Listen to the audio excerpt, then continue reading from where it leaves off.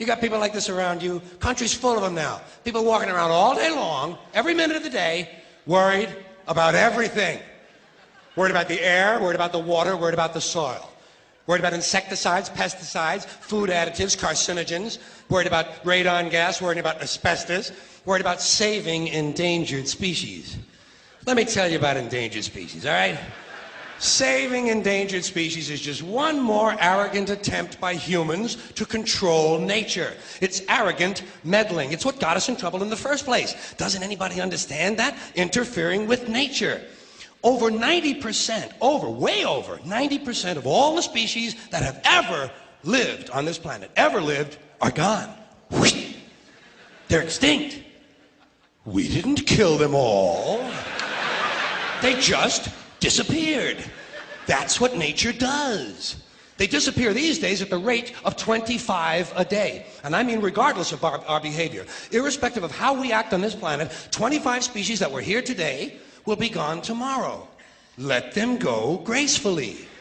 Leave nature alone. Haven't we done enough?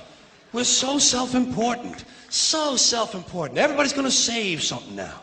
Save the trees, save the bees, save the whales, save those snails. And the greatest arrogance of all, save the planet. What? Are these fucking people kidding me? Save the planet? We don't even know how to take care of ourselves yet. We haven't learned how to care for one another. We're gonna save the fucking planet? I'm getting tired of that shit. Tired of that shit. Tired. I'm tired of fucking Earth Day. I'm tired of these self-righteous environmentalists, these white bourgeois liberals who think the only thing wrong with this country is there aren't enough bicycle paths. People trying to make the world safe for their Volvos. Besides, environmentalists don't give a shit about the planet. They don't care about the planet. Not in the abstract, they don't. Not in the abstract, they don't. You know what they're interested in? A clean place to live.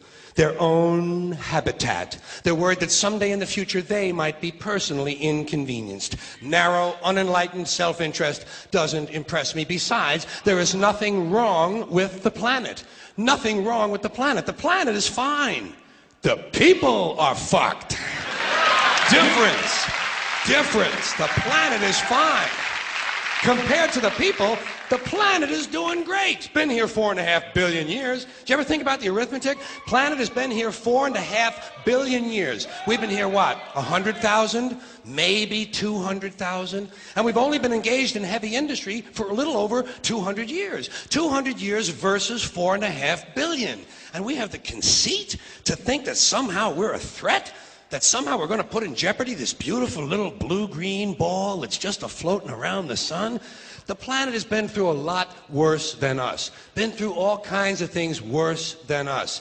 Been through earthquakes, volcanoes, plate tectonics, continental drift, solar flares, sunspots, magnetic storms, the magnetic reversal of the poles, hundreds of thousands of years of bombardment by comets and asteroids and meteors, worldwide floods, tidal waves, worldwide fires, erosion, cosmic rays, recurring ice ages, and we think some plastic bags and some aluminum cans are going to make a difference? The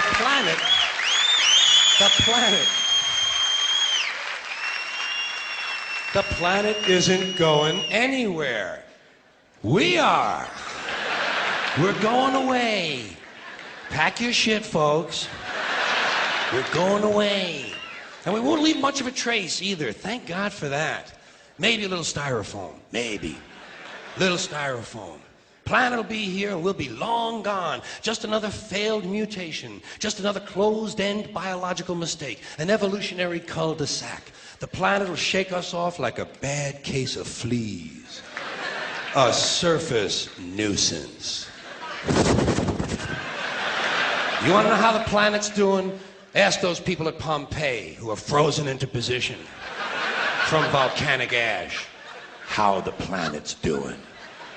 Want to know if the planet's all right? Ask those people in Mexico City or Armenia or 100 other places buried under thousands of tons of earthquake rubble if they feel like a threat to the planet this week. How about those people in Kilauea, Hawaii who build their homes right next to an active volcano and then wonder why they have lava in the living room?